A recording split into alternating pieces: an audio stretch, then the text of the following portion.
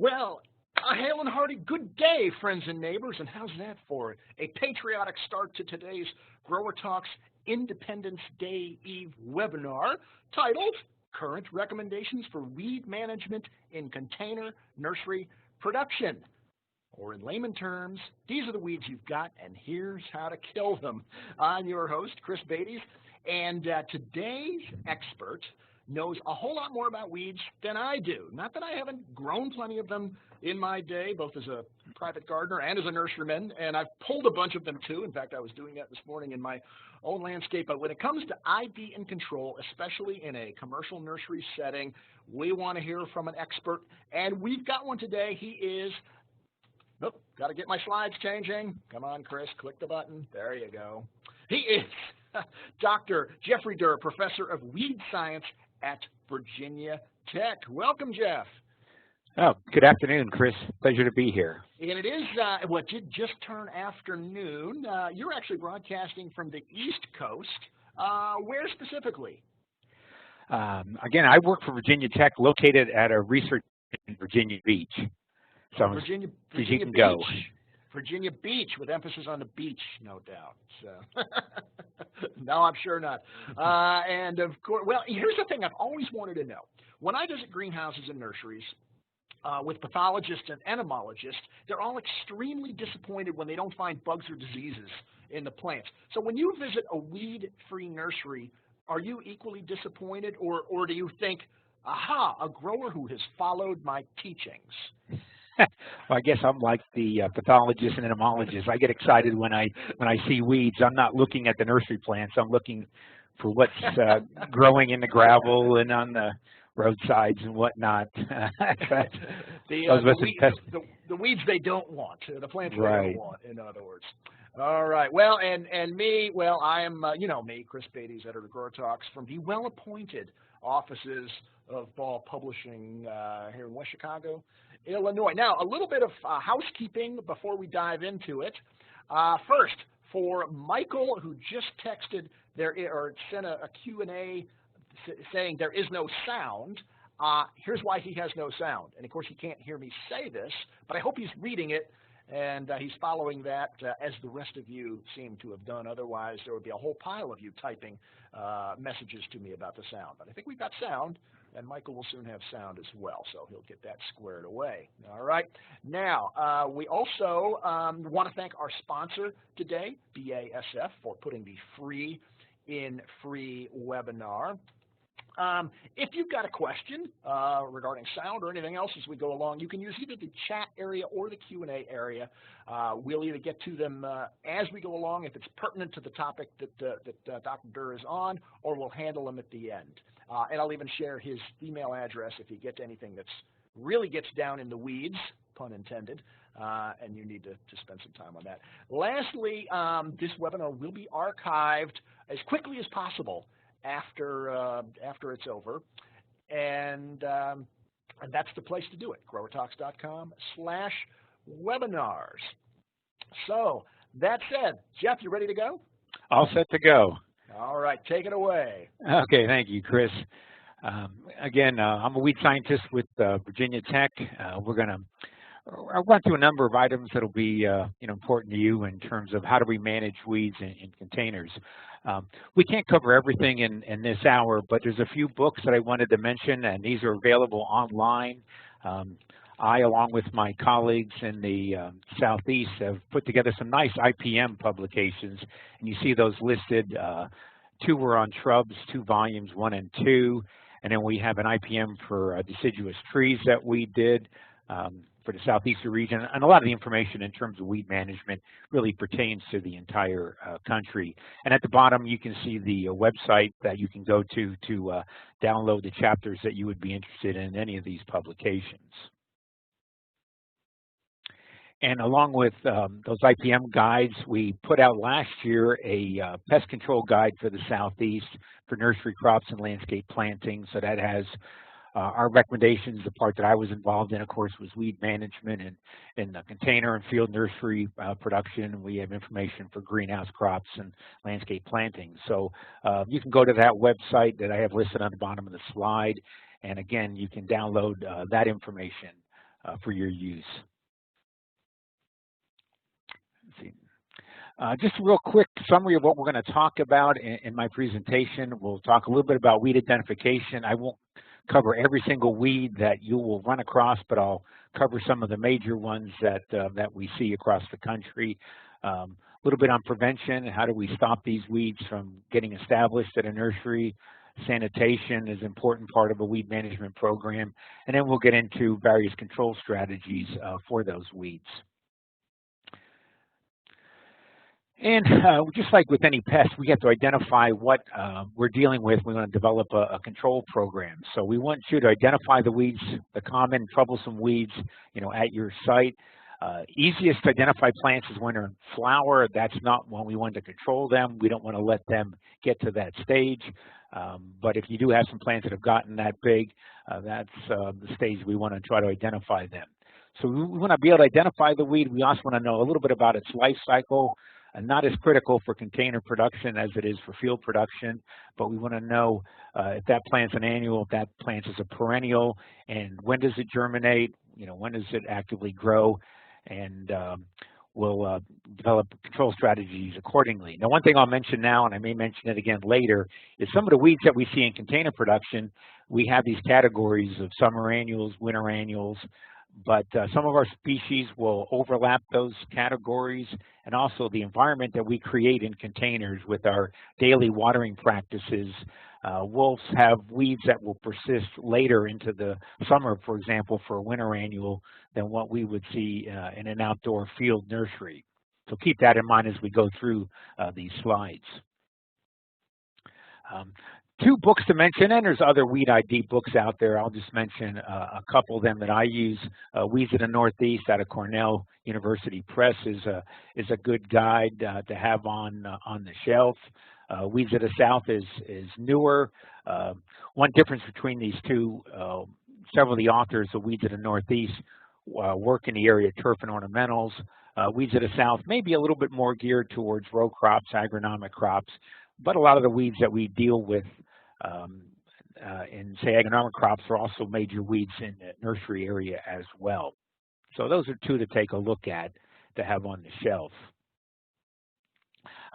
There are various weed ID websites that are out there. I've just listed two, and obviously lots of other universities have weed ID websites. The first one is the one that we maintain at Virginia Tech, and I think it's a good guide. If you have an idea of what a particular weed might be, you can go look it up and check the pictures out, the description, see if it matches.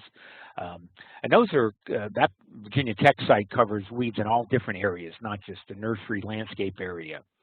North Carolina State, one of their websites is geared towards weeds and container production, so that would be perhaps a good one to start at if you have an idea of what a particular weed might be.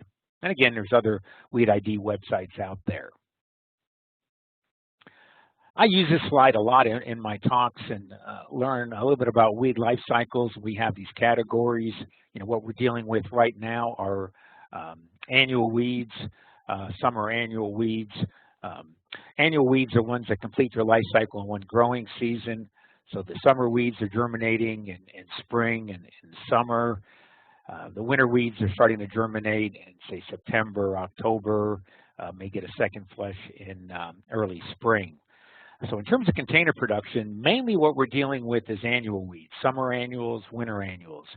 Biennials is not really a major weed group in container production. These are weeds that complete their life cycle in 2 years, generally. And for the most part, we don't deal a lot with perennial weeds in containers. There is a couple of weeds that I'll mention, like yellow nutsedge, that are important perennial weeds. But generally in container production, we're starting off weed-free with our mixes, and mainly we're seeing weeds germinate from seed. Those would be summer, winter annuals, or perennials that are germinating from seed. So just to list a few, and again, we're not going to cover every single weed that you would come across, but just some examples in terms of summer annual grasses. Large crabgrass is quite common. There are some other monocots that are not grasses that are in separate plant families. One that we're seeing more of is a summer annual monocot would be doveweed. We're seeing that one spread throughout the nursery industry. An example of a summer annual sedge is rice flat sedge. Now those annual sedges are easier to control than our perennial sedge, yellow nutsedge. In terms of some examples of summer annual broadleaves, we have a number of spurge species that we deal with. I'll show you a picture of spotted spurge, which I learned is prostrate spurge. There's other spurge species like petty spurge and hyssop spurge, for example. Some somewhat newer weeds that we're dealing with out of that same family would be longstalked Philanthus and chamber bitter. Next weed that you see, I have common groundsel, and I have that listed as a summer annual and under the winter annual. Common groundsel, like south thistle, kind of overlaps those cycles. We'll see groundsel in the spring and early summer. We'll see it in the fall, and actually our part of the country, common groundsel can survive the winter outside if it doesn't get too cold during the winter time. So again, we have these nice categories, but some weeds like common groundsel overlap some of our different categories. Winter annual grass, annual bluegrass would be one of the major winter annual grasses that we deal with. And then more importantly, the winter annual broadleaves like common chickweed. Bittercress, you know, outside in field production, we would consider that a winter annual, but the environment that we create in containers with the frequent irrigation, the wet media, the cooler conditions, especially if we have plants under shade, bittercress can almost be a year-round weed problem. As I mentioned, we don't deal too much with perennials in container production, but one important group is oxalis or woodsorrel species. We have yellow and creeping woodsorrel as very, very major weeds. When you look at our effectiveness charts, keep in mind that a lot of our pre-emergence herbicides we list as excellent on oxalis. That is oxalis from seed. That is not controlling established oxalis. You see, it is a perennial. Very difficult to control once it's established, but controlling it from seed is actually quite easy. And then, as I mentioned, perennial sedges, yellow nutsedge would be the major one that most of us would deal with. And that can be a problem in containers, or perhaps more commonly, growing in gravel underneath containers. So those are just a few of the common weeds. I'll show you a few pictures very quickly of some of these weeds. In terms of annual grasses, again, we deal with crabgrass during the summertime. Annual bluegrass would be something we deal with in the wintertime, and overwintering plants. Let's see, next slide. I mentioned we do have some other monocot weeds that are not grasses, that are separate, and we do want to keep these classifications because doveweed will respond quite differently than grassy weeds. So this weed is in the spiderwort family, has small purplish white flowers, loves high temperatures, lots of moisture. The conditions that we see in the summertime in container production. It also grows well in the gravel areas, so it can be a problem in gravel as well as getting into containers. In terms of summer annual broadleaves, I mentioned groundsel kind of overlaps the summer and winter cycles. In the composite family, the seed head looks like a miniature dandelion seed head. Again, it's in the same plant family, and that seed will blow. And one of the issues with our common container weeds, and groundsel would be an example, spurge would be another example, bittercress as well, is this seed, when it hits the ground, it has no dormancy, so that seed can germinate away. So we can build on a number of our key weed species populations very quickly if we allow some of these weeds to go to seed. As I mentioned, probably our most common container weed is spurge. I learned this as prostrate spurge. The taxonomy has changed over the years, and we refer to this now as spotted spurge, and the genus has changed from Euphorbia to Chamaceae. But this is a plant that has the white milky sap, does well in high temperature conditions that we get in the summertime. Again, when that seed hits the ground, it can germinate, and we can rapidly build up spurge populations. A newer member of the spurge family is longstalked Philanthus. It looks like perhaps a locust seedling, but this is an annual for us. It does not have the white milky sap that spotted spurge does. So even though it's in that same plant family, it does not have the white sap, produces seed very quickly after it emerges, and can be harder to control than the spotted spurge. So that was long-stalked Philanthus. It has a short stalk, but it's much longer than what we see with chamber bitter, which is another Philanthus species that is a somewhat newer weed for us in container production. You can see the underside of that leaf to the right. You can see the fruit is attached directly to the leaf, so there's no stalk. So that's where the name long-stalked Philanthus came from, the previous species, really no stalk for chamber bitter. Again, no white milky sap to this species either. Probably our hardest to control weed that we've seen in containers is Eclipta. Remember the composite family. Picture to the right, you can see the cluster white flowers and the seed that'll turn dark color when it's mature. Very aggressive grower. We'll get 2 to 3 feet wide and 2 to 3 feet tall if you let it. And if you let it get any size in a container, you try to pull it out. You'll pull the media out as well. And it also grows in the drain holes. That's where we often see it, not only growing in pots, but in the drain holes of containers. Another newer weed for us is Tassel Flower. Another weed in the composite or aster family, resembles sow thistle. It has either reddish, pinkish, or purplish colored flowers, depending upon the particular tassel flower species. Very easy to germinate, very easy to grow. It's an easy one for me to work with because I see very high germination rates with this species. One weed that really stands out in containers due to its height is American burnweed or fireweed. And I will caution you, especially with the name fireweed, there are different plant species that people will call fireweed. And of course, that's why we use scientific names. So this plant is Beytes in the composite family, and this will get 3-4 feet or more tall. So we get it in a container. It really stands out in the nursery. That seed will blow in the wind just like a dandelion or a groundsel seed will, and infest other areas. Another weed that is somewhat more recent for us is mulberry wheat. This is a summer annual. It's in the same family as the tree mulberry, but again, mulberry wheat is a summer annual. It produces flowers in the axils of leaves, and it'll forcibly throw seed, just like oxalis, just like bittercress will. And when that seed hits the ground, it'll germinate right away. No dormancy in that seed. So if we allow this plant to flower, before long, where you had one plant, you'll have 100 coming up as that seed is dispersed and that seed germinates.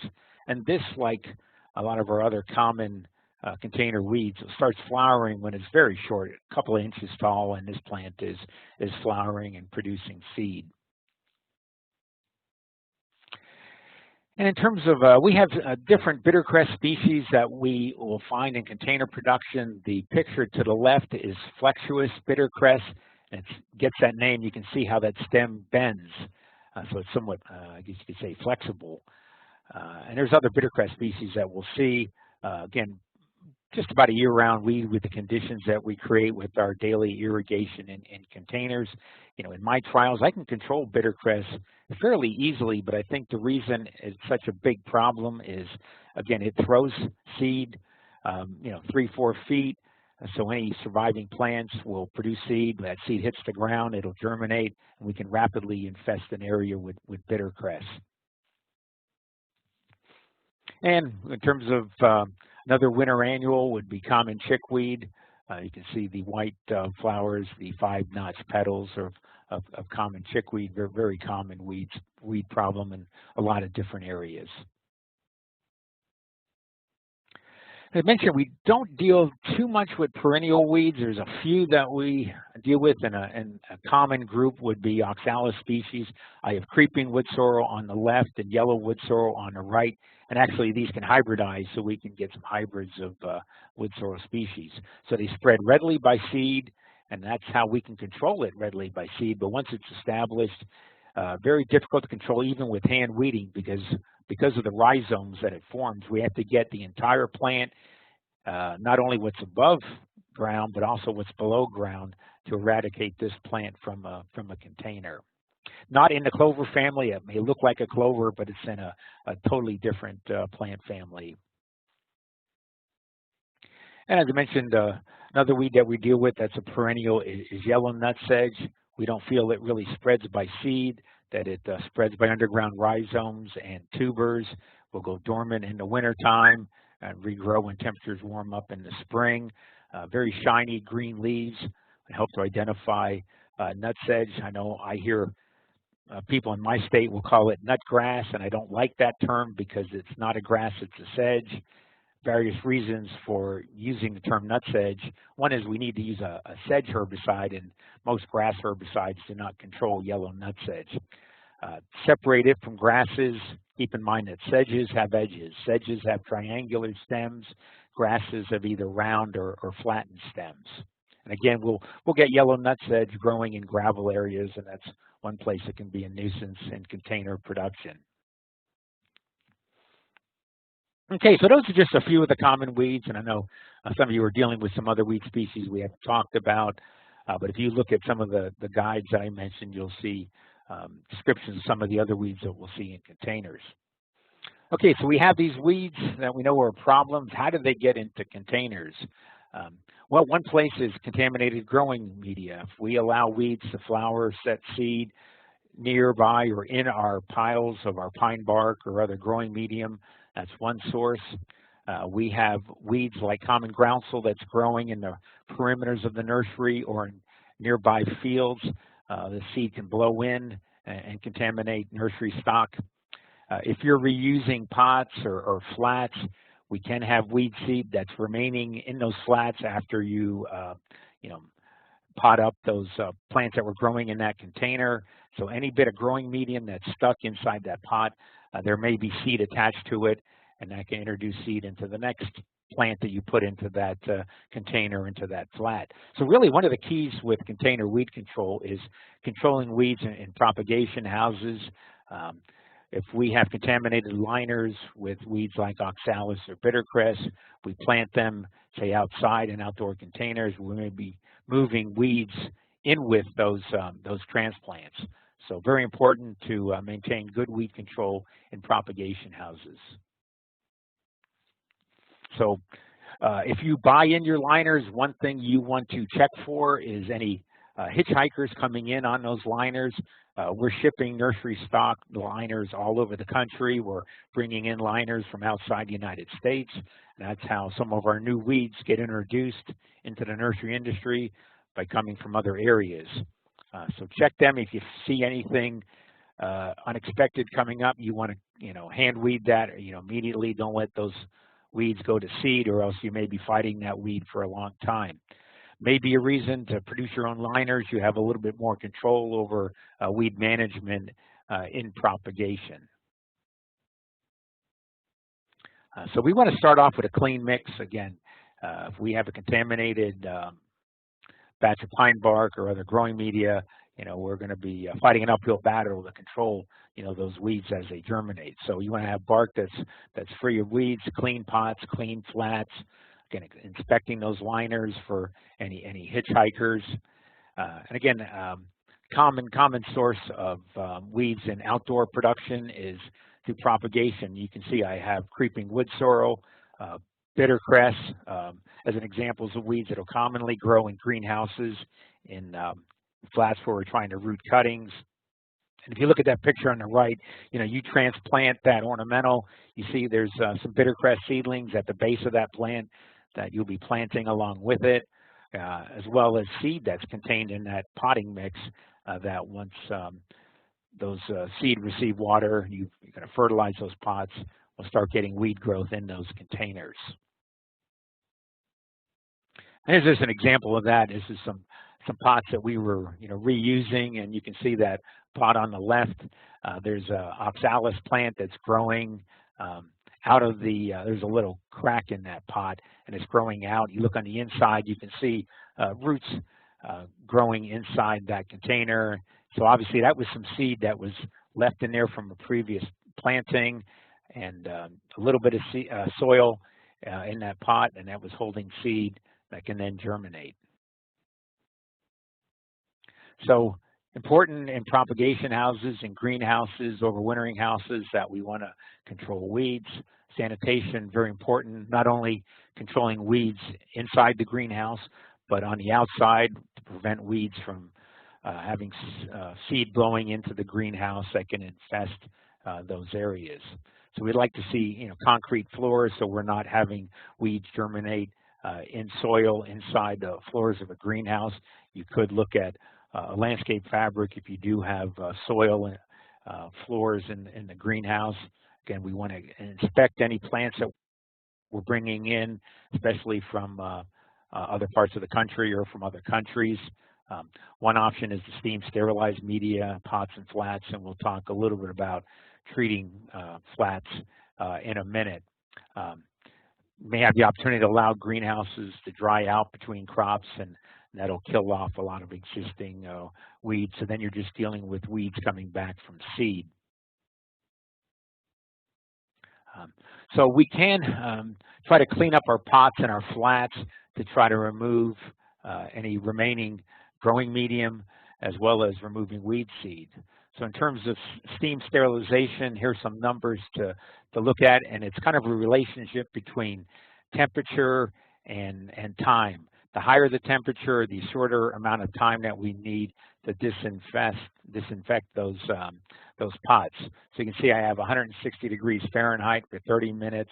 If you take it up to 194 degrees, you only need 5 minutes to kill most weed seed. Now, some species, some seed might survive, but at those levels we can control most weed seed.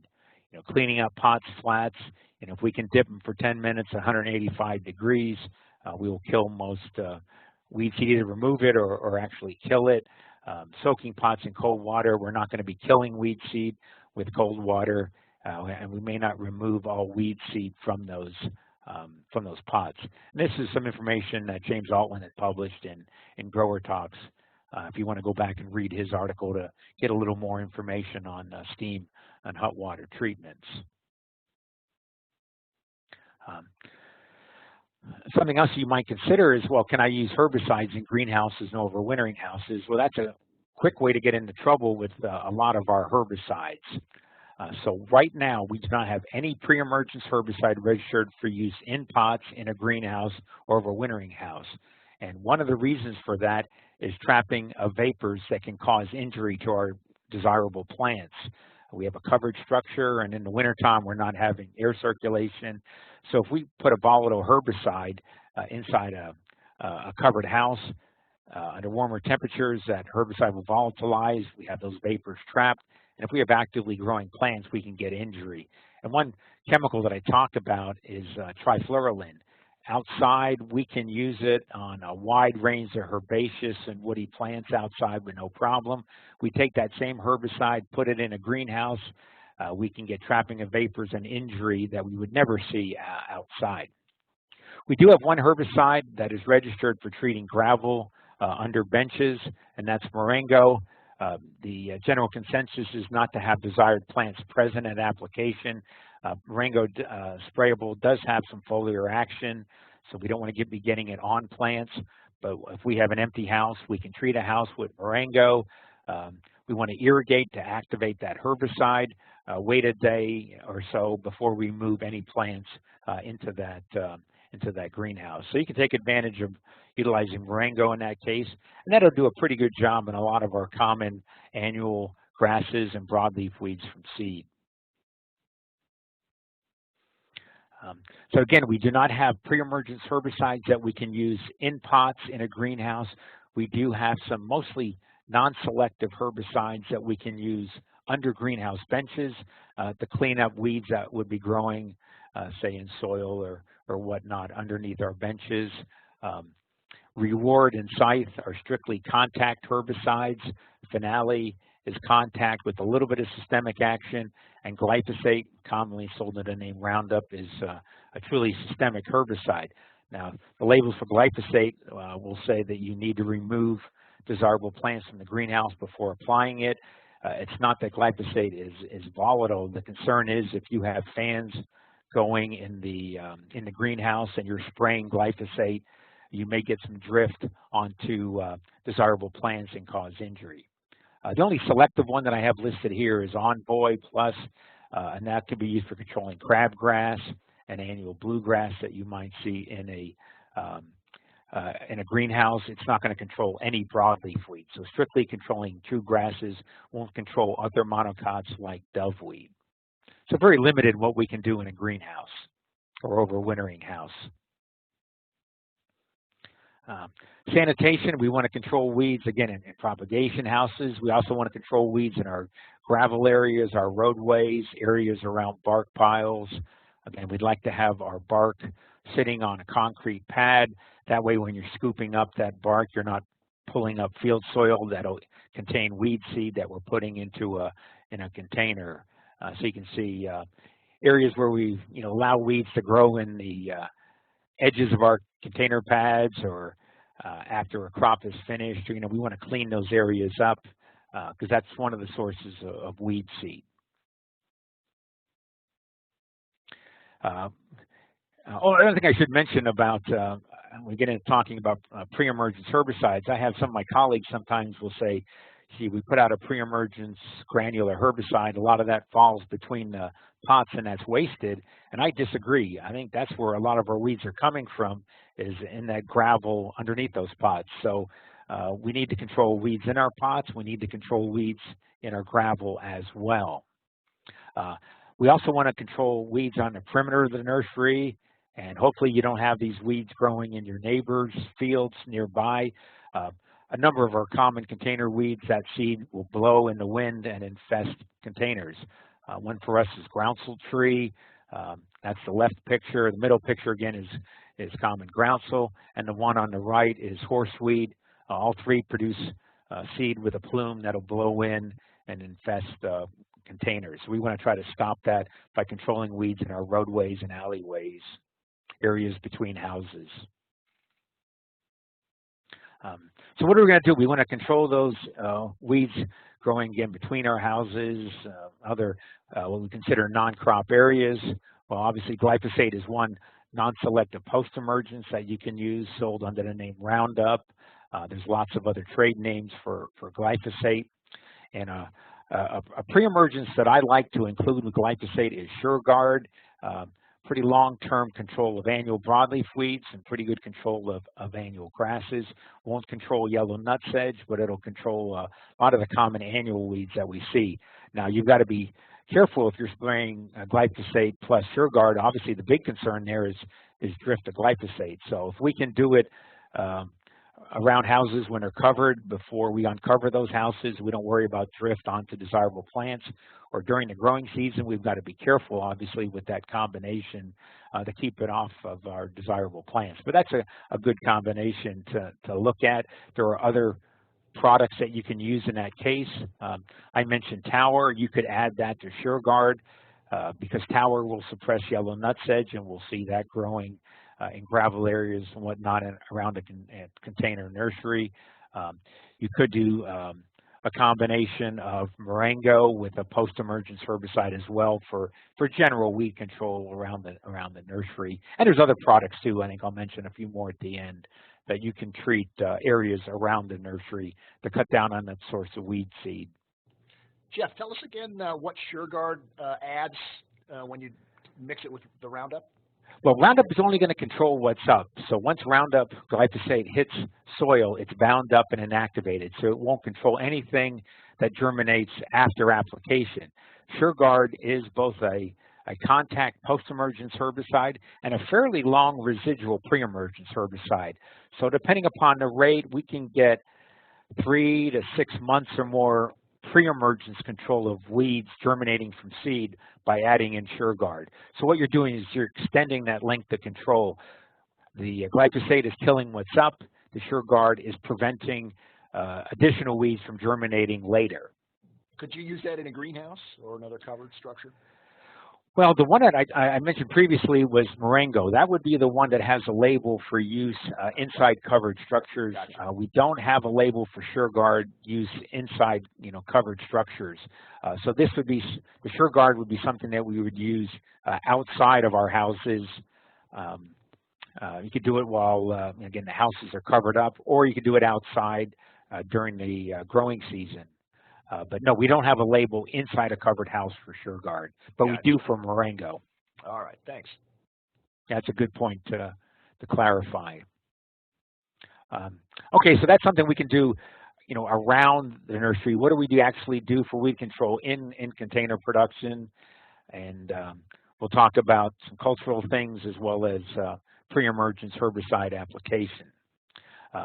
So one of the things that obviously we can do that is hand weeding. We're never going to eliminate hand weeding from a container nursery. That's an important component, and we'll come back to this, but we need to be on a regular schedule of hand weeding. And I think really the key is to prevent those weeds from flowering. Again, if we're dealing primarily with annual weeds, if we can stop flowering and seed production, we're really ahead of the game in terms of managing weed populations. I'll make some comments about mulches, and we've worked with various discs and collars for weed control in containers. So I'll make a few comments about those in the next few slides. Again, there's various materials that have been tested or actually sold for weed control. They're either made out of plastic or there's some natural materials.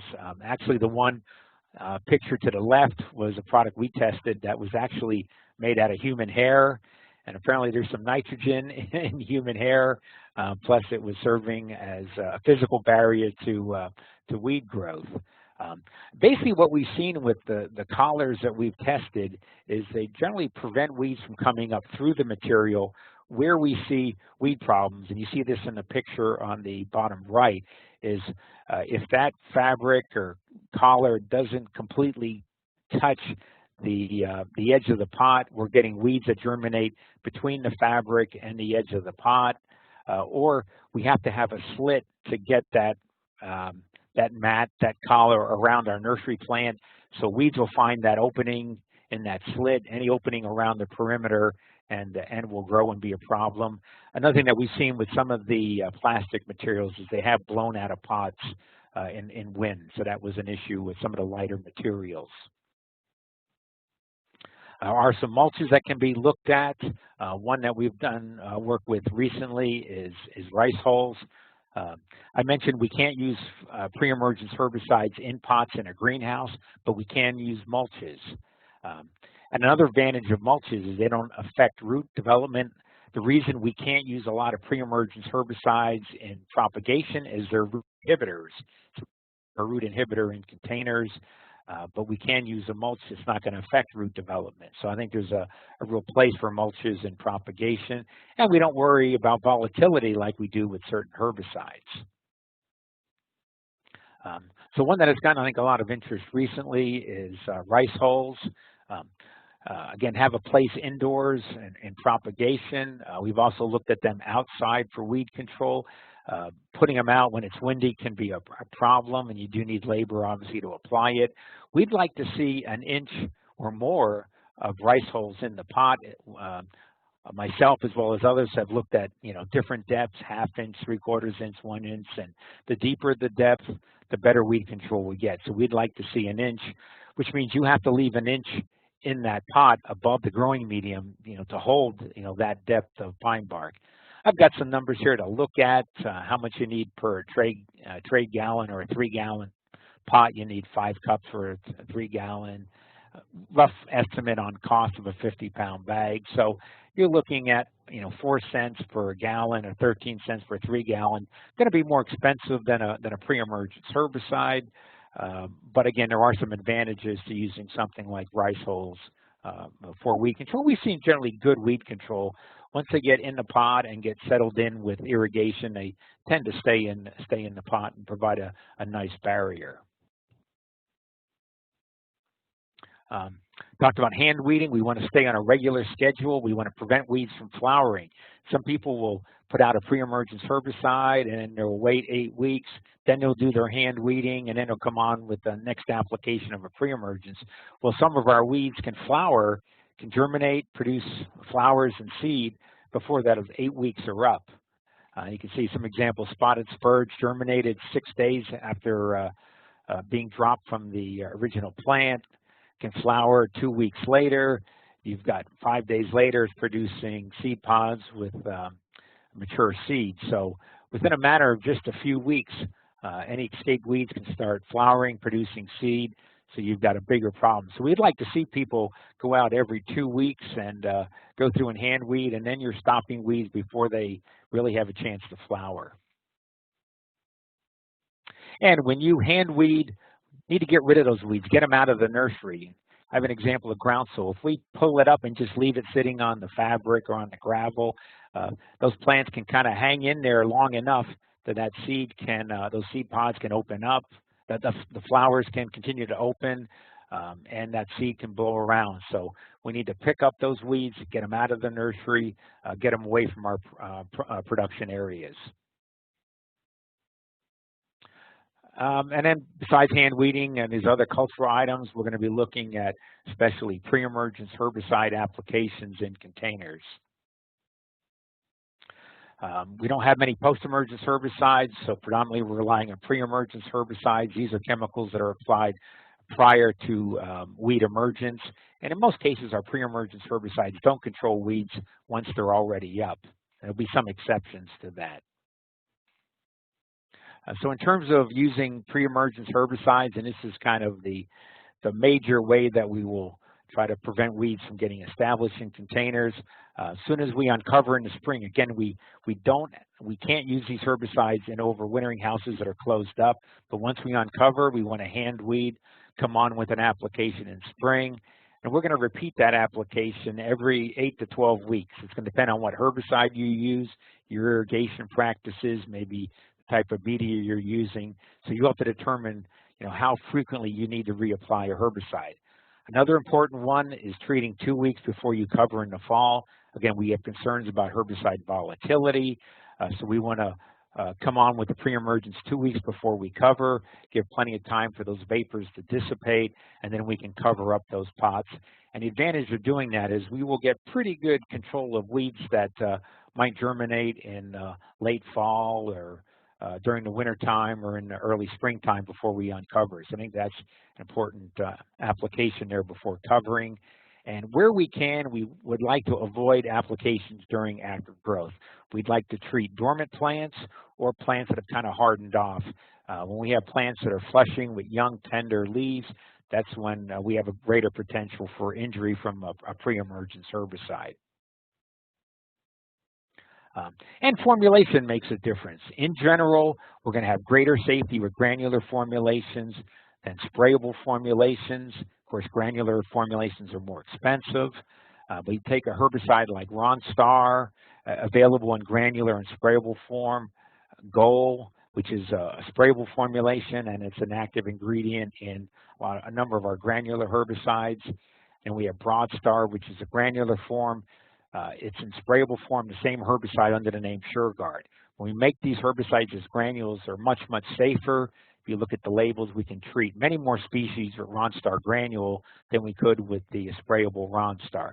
Same way with Broadstar, many more species, shrubs that we can treat than we could with SureGuard.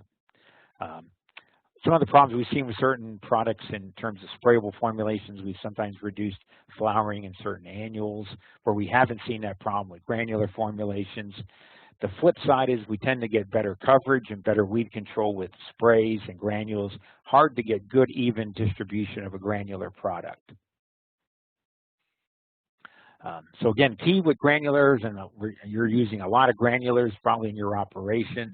We want to have good uniform distribution. If we can apply it in 2 directions, 90 degrees one way versus the other, we'll get a little more even distribution.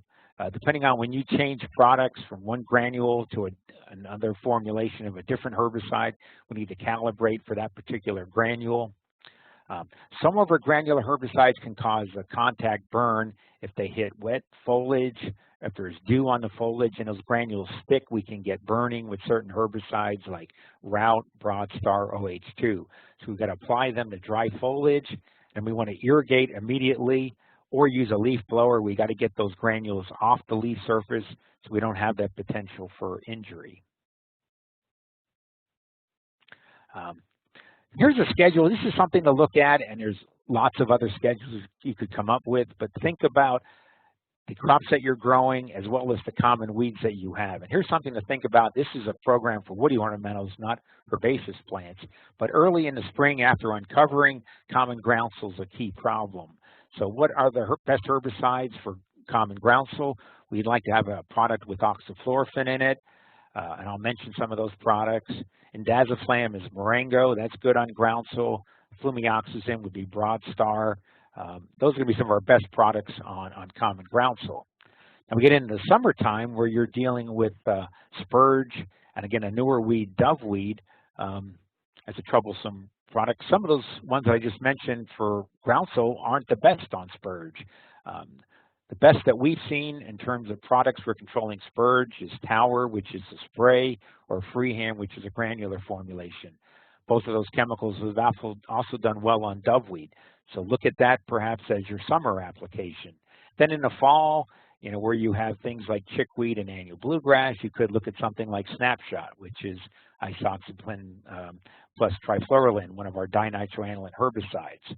So again, no herbicide is going to control everything. Some herbicides are better on some weeds than others. So figure out, what schedule will work best in your particular system. So what pre-emergence herbicides do we have? Well, if you're growing, in a lot of cases, annuals, as well as a wide range of herbaceous perennials and woody ornamentals, we have what we call the dinitroanilin group. These are similar herbicides that have a yellowish or orangish color. They're available often in granular and sprayable form. You see prodiamine, pendimethalin, oryzalin plus benefin. What do these products control? They're very similar. They all control basically the same thing. They're very good on annual grasses like crabgrass and annual bluegrass. And surprisingly, they're pretty good on Spurge, which is a broadleaf weed, and generally pretty good on chickweed, which is a broadleaf weed. Where do they fall off on? They're not really effective on groundsel, not as effective as alternatives on some other composite weeds that I've showed you pictures of. Cress and sedges I'll sometimes see coming through these herbicides. These are all root inhibitors, so monitor your root systems. We can only put them on plants that have an established root system. We want to watch the stems. Occasionally we might have problems with stems of certain plant species. And one thing that, as I mentioned earlier, we see in general greater safety with granules. We've seen some stunting of azaleas with some of these products. When we spray them on, we don't see that problem. We put them on as a granule. So for some of these species, you might lean towards the granular formulation from a little greater crop safety standpoint. We have some other herbicides that are also good on annual grasses, but they give us some control of some other weed species. And first group, I have pennant magnum. I have dimethenamide, which is the active in Tower. It's one of the actives in Freehand. So these products are good on crabgrass, not as long-lasting as the previous group, but they're good on crabgrass. But they give us suppression of yellow nutsedge, where the previous group does not control yellow nutsedge. And pennant and Tower do well on annual sedges that we'll occasionally see in containers. Weak, though, on a lot of common broadleaf weeds, so that's going to be a downside of pennant, especially on a lot of the major annual broadleaf weeds that we see. Purple nutsedge, more of a field problem in the south, but these herbicides are much less effective on purple nutsedge compared to yellow nutsedge. Tower, pennant magnum, or ECs are emulsifiable concentrates, so that's an oil-based formulation. We would like to avoid over-the-top sprays when we have young, tender foliage. You could get some tip burn with these products, so ideally, we'd like to go on dormant or after that new growth has hardened off. As I mentioned previously, Tower is one of the best herbicides that we've seen for controlling spotted spurge or prostrate spurge as I learned it. Devernol, I don't see as much using containers. Again, it's a good annual grass material. Not as good on yellow nutsedge as pennant magnum or Tower. Will suppress groundsel and chickweed. But it does miss some of our key weeds like spurge and oxalis in containers, so I don't see as much Devernol used. Again, I mentioned freehand. It's actually a combination of two herbicides, dimethenamide, which is the ingredient in Tower, and pendimethalin, which is in Pendulum and other trade names. Pretty wide range of annual grasses controlled. I mentioned doveweed. Spurge is very good on suppressing nutsedge and controlling annual sedges, and it's combining two herbicides with different modes of action, and that's something we want people to be thinking about, is rotating modes of action. Bigger issue with weed resistance in the field than in containers, but it's something to keep in mind. And we can use freehand on a lot of herbaceous plants as well as a lot of woody plants. Now we're getting into some herbicides that we can use on certain herbaceous perennials, but more so a better fit on woody ornamentals. And the first one is Gallery, or isoxaben is the active ingredient. Very good on chickweed, controls oxalis from seed, does pretty well on bittercress, pre-emergence, and even early post-emergence on bittercress. But fair at best on groundsel and spurge, so it does have some weaknesses, and it's weak on annual grasses and sedges. So you would not use Gallery by itself. You'd combine it with annual grass herbicide. Barricade is one of the standards, so Gallery Barricade is used on a lot of nursery crops in sprayable form, and we can save some money often compared to granular formulation. So that's a common spray. There are some species we've got to stay away from: actively growing dwarf burning bush. Hydrangeas can be touchy when it comes to herbicides. And you can see some of the herbaceous plants, Veronicas, sedums, ajuga, oxeye daisy. We can have some damage from especially sprayable Gallery. And we do have some combinations with isoxaben in it. Snapshot would be one example, with trifluralin as a granular, and a newer herbicide is Gemini. So that's isoxaben plus prodiamine. So that is available in sprayable form and in granular form. So you have those two options for Gemini. So analogous to doing your own mixing of Gallery plus Barricade, Gemini is basically doing that for you, doing it as a combination. You can see a good control of a number of our common annual weeds that we'll see in containers. And again, weakness, a lot of pre-emergence herbicides is no control of yellow nutsedge. Going to products now that are pretty much strictly used on woody ornamentals. First one is Broadstar. Flumioxazin is the active. Wide range of broadleaf weeds and grasses controlled. We do want to use it on dry foliage. Again, if that chemical goes out on wet foliage and it sticks, we'll release the herbicide. We could get some spotting from this herbicide, even on woody plants. We've got to be careful on new young liners. The recommendation right now is don't use Broadstar as your first application. Let that plant get established, and then you can use it as your second application on new plantings.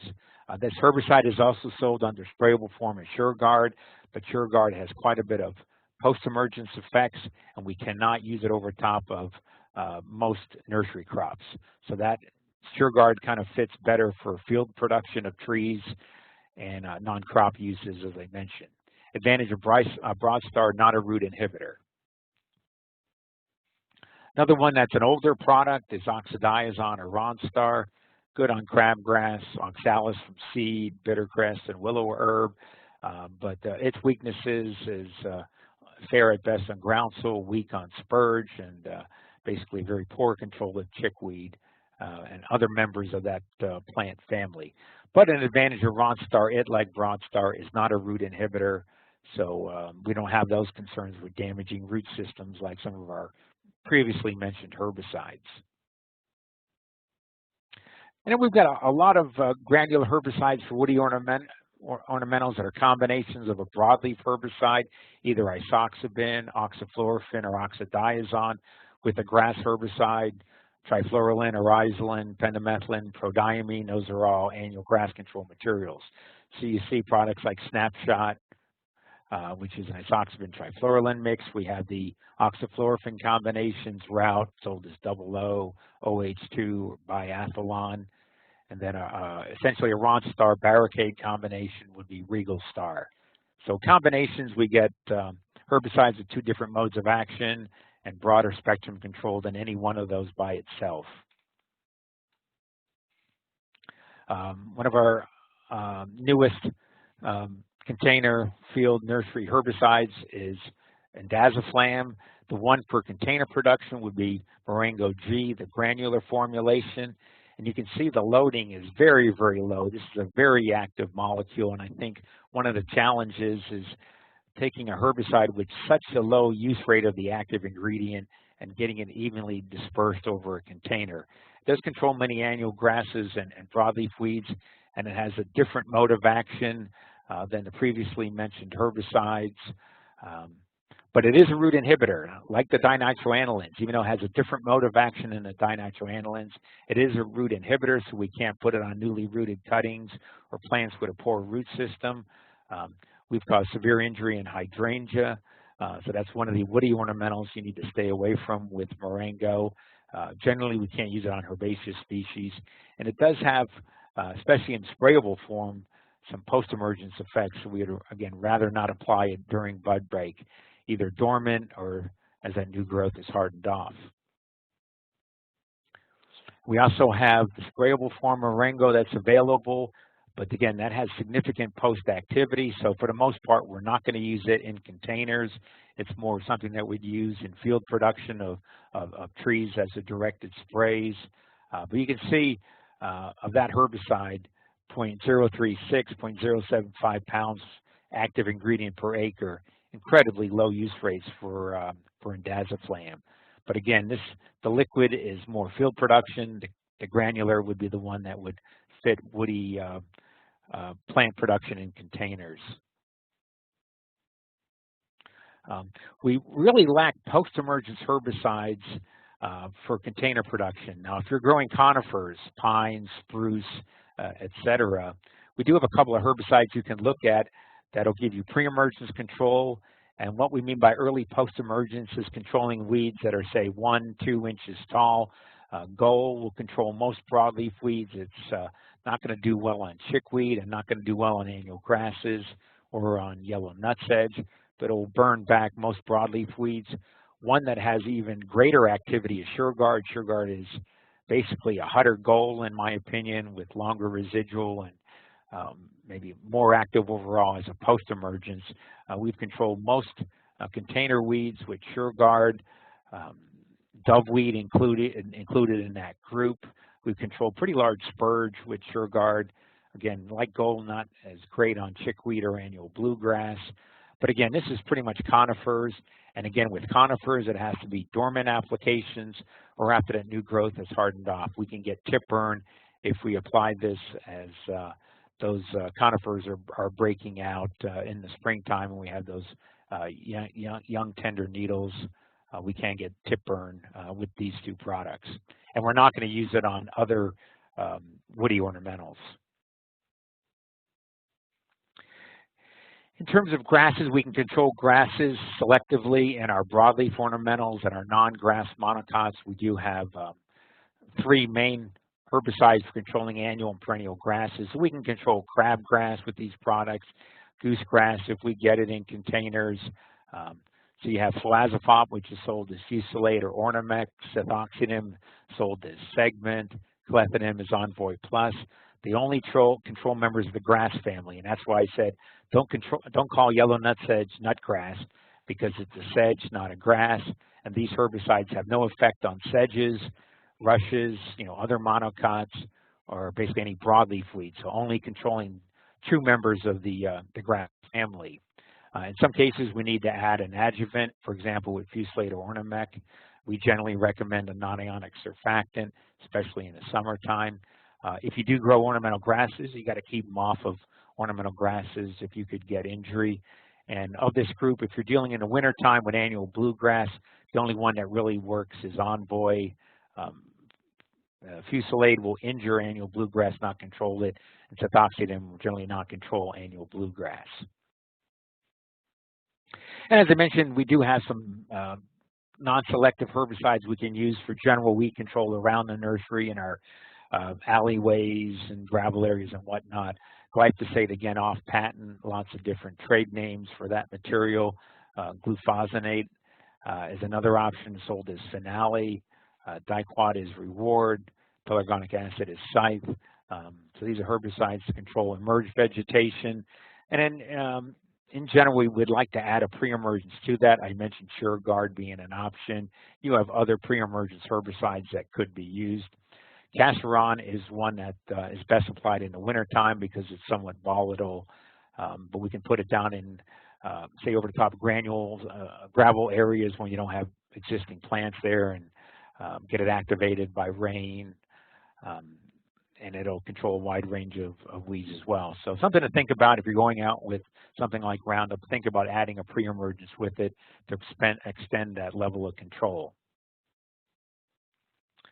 Okay, well that's a quick run through. I know I ran through a lot of herbicides and different weed species. I mentioned some guides that you can refer back to take a look at a little bit more information, and obviously you need to look at the labels for each of these herbicides to see what species can be treated and what can't be treated. Jeff, you packed a lot in there, there's no doubt about it. But we've got some questions, and we're going to take some time to go through them real quick. Okay. And let's start with, Anita wants to know, what herbicide do you recommend for getting rid of cottonwood in her woody ornamental container stock? A question about cottonwood, and we see this with some other tree species. Tree seedlings are hard to control. These seeds will come in on wind, or we'll have birds that'll spread, some of these species. Mulberry is one that we'll see, whatnot. So if you're in dealing with, woody ornamentals, you want to look at something like a route or a broadstar, one of our more active broadleaf materials. But keep in mind that, some of these tree species, weedy tree species, can be hard to control, and we're going to have to follow up with some hand weeding. All right. Yep.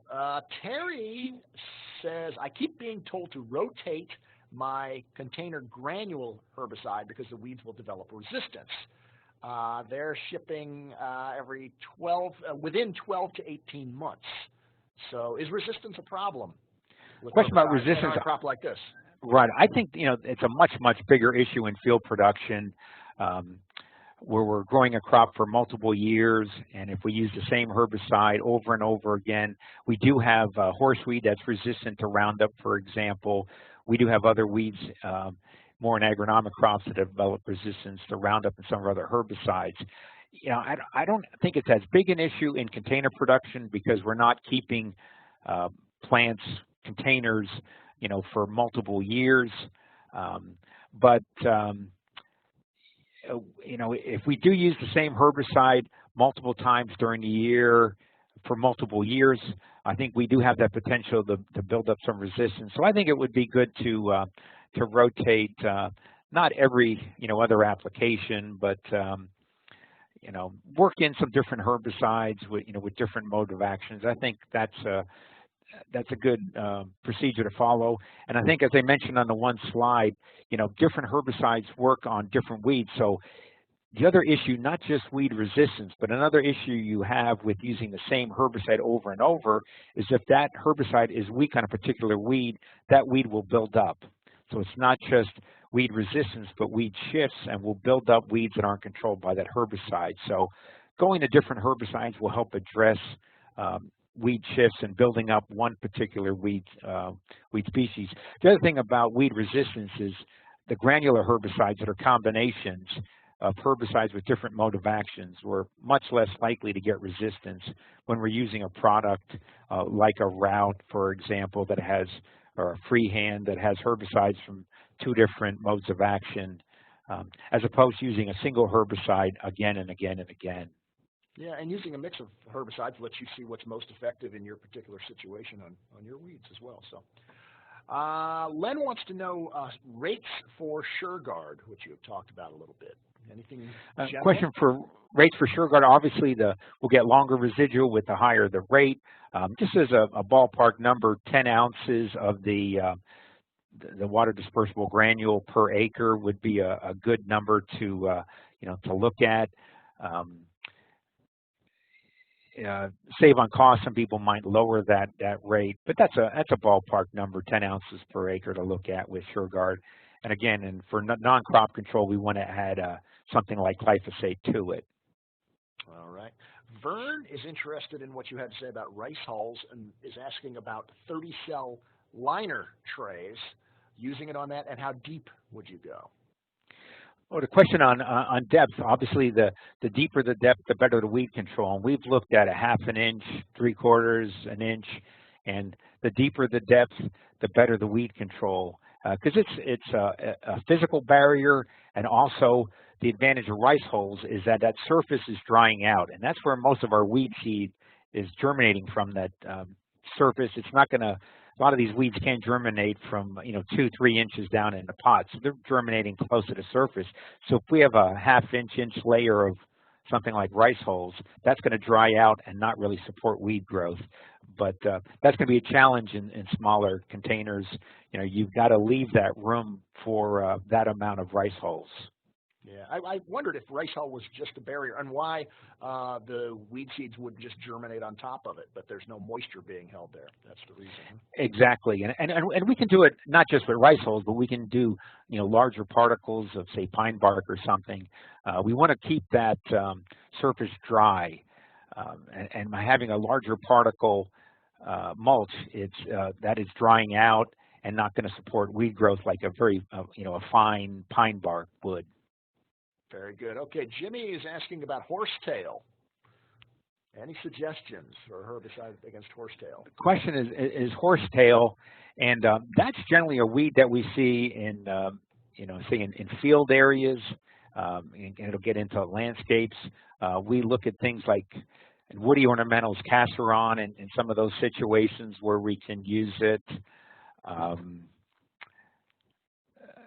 It's somewhat hard to control with glyphosate. People will look at, during the growing season, sedge hammer will have some activity on it. But I would say if you can work in some casseron around woodies in the wintertime, or if you're getting it coming up in perimeters of the nursery, look at a casseron as a wintertime application. There you go, Jimmy.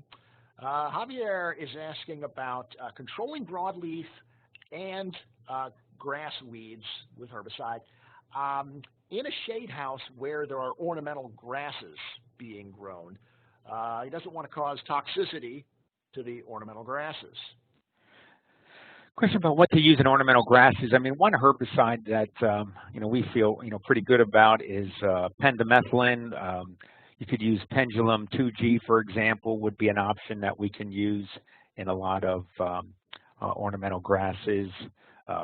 Gallery can be used if you're looking for something sprayable. And again, these products are not going to be labeled for enclosed structures, but in terms of outdoor production areas where we have the air circulation. Yeah, something like Pendulum 2G would be a product to look at across the board on a lot of ornamental grasses.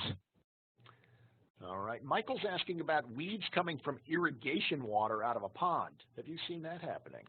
Question about weeds and irrigation. That's a very good question. And I know one of my colleagues did years ago was catching irrigation water, and he was not really finding weed seed in irrigation water. But I do think it's a possibility with certain weeds, especially ones with a smaller seed. And it depends on what kind of filter you have, on what filtration you have on that water. But I think it is possible that some of the smaller seeded weeds, if they're growing, say, around a pond and getting into your irrigation water, that is possible that they could be spread that way. That's a good question. Really, we don't know for sure how some of these weeds are getting into our containers. The ones that blow in the wind, that's pretty straightforward. But are they coming in irrigation water? Are birds spreading it? Again, it could be coming from propagation or whatnot. But I think irrigation is a possible source for some of our smaller seeded weeds. Yeah, well, cottonwoods grow near water, so maybe that's where they're coming from. How about, let's see, a couple more quick ones. Canadian thistle. Any recommendations? Sarah wants to know. Question about controlling Canadian thistle. Well, in our woody ornamentals, again, you want to use a broad star, a route, something like that, to control it from seed. In terms of areas, around the nursery, again, that seed will blow in the wind. Products like lawn trail can be used in a lot of situations for post-emergence control, and we can use lawn trail in field production.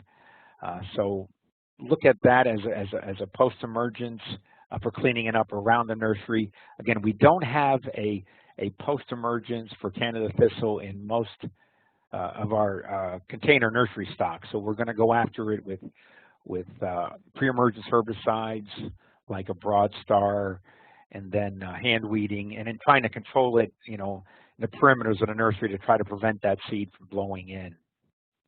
All right. Broadleaf weeds in ground covers, especially liriope, asks Eric. That's a very good question about broadleaf weeds in perennials and ground covers. One that I talk about, a lot is Snapshot that we can use on liriope. We can use it in other herbaceous perennials like daylilies and hostas. The problem is the herbicides that we have for ground covers, like groundsel, again, is weaker. That we can use in ground covers is weaker on groundsel and some of our other tougher, broadleaf weeds. We can't use things like route, for example, or broadstar on liriope because we can get burning of that plant tissue. We can't use it on herbaceous plants that catch and funnel granules because of the burning potential. So I would say look at products like Freehand and Snapshot and realize in those ground covers you're going to do a little more hand weeding than in woody crops where you can use something like a route, for example. All right. Last question, because several people have asked it, liverwort. I almost included liverwort in my talk because we've been doing research on that weed. Now, in terms of outdoor situations, from a pre-emergent standpoint, before liverwort gets established, we have a number of herbicides that will control it from pre-emergent standpoint. Route, for example, Tower, Freehand, Ronstar are pretty good pre-emergence-wise on liverwort. Once it gets established outside, we really don't have a selective control that's registered. We have some things in the research that we're looking at, and we can control it selectively, but we don't have any labels to talk about right now. In terms of indoors, greenhouses, propagation houses, look at rice hulls. We have suppressed liverwort with rice hulls, so that's one that we can talk about. Inside in greenhouses and propagation houses and whatnot. Water management is important. Liverwort doesn't really have roots, so if we can allow that soil surface to dry out between waterings, that'll really help. Again, that's where I think the mulches come in, is that they're maintaining a drier soil surface to suppress liverwort. We do have, some non-selective herbicides that we've looked at that'll control liverwort. Liverwort is really not too hard to control, but the issues that we're dealing with is having labels to work with indoors. Water management, use of mulches inside, and then certain pre-emergence herbicides, again, like a Freehand, like a route where you can use it outdoors, will help suppress liverwort. All right, and I'm going to ask, we'll make this the last question because I'm curious, and I might know the answer. Violet wants to know how effective hardwood mulch would be as a top dressing on the pots, just like the rice hulls. And I would think the weed seeds would find their way down between the hardwood mulch and germinate anyway. Unless it's really fine. Yes. I think, what we want, again, is we want that soil surface or that mulch layer to dry out. So we want a coarser mulch on top, coarser than what, we're using as a growing medium. So if you had a hardwood mulch that was a little more coarse, that would allow water to, move through, and that would dry out, quicker, but yet still get good coverage. I think you'd suppress weeds with hardwood mulch as well. I think the rice hulls seem to fit well, and the way the size that they have, and they will tend to cover that surface area and still dry out. But I think if you could hit on other mulches that would have those properties, you could do that as well. Maybe just cover your whole crop with plywood, I think. There you go. All right. On that highly technical note, if you've got more questions, some of you had some questions we just didn't get to, and I apologize, but we're 15 minutes over, and I know folks have to go. But you can email Dr. Derr directly, jderr@vt.edu, a smiling guy who loves to talk about weeds. And so engage him in conversation with some questions. And if you want to relive the webinar, for the one person I think who could never get some audio going, I'm not sure why either. I apologize for that, but you can watch and listen to. You can listen to the webinar at the archives. Same place you sign up, growertalks.com/webinars, and I'll get it up there just as soon as I can. Lastly, gosh, thanks again to BASF, who helped sponsor some of our webinars. They put the free in free webinar. So that said, let's see. I guess really there's nothing left to do but kind of wrap it up. So for Jeff and all of his weeds, and thank you for teaching us that sedges have edges. I will never forget that one. And for all of my coworkers at Ball Publishing who never put ketchup on their hot dogs, this is Chris Beytes saying, so long and happy 4th of July, everybody.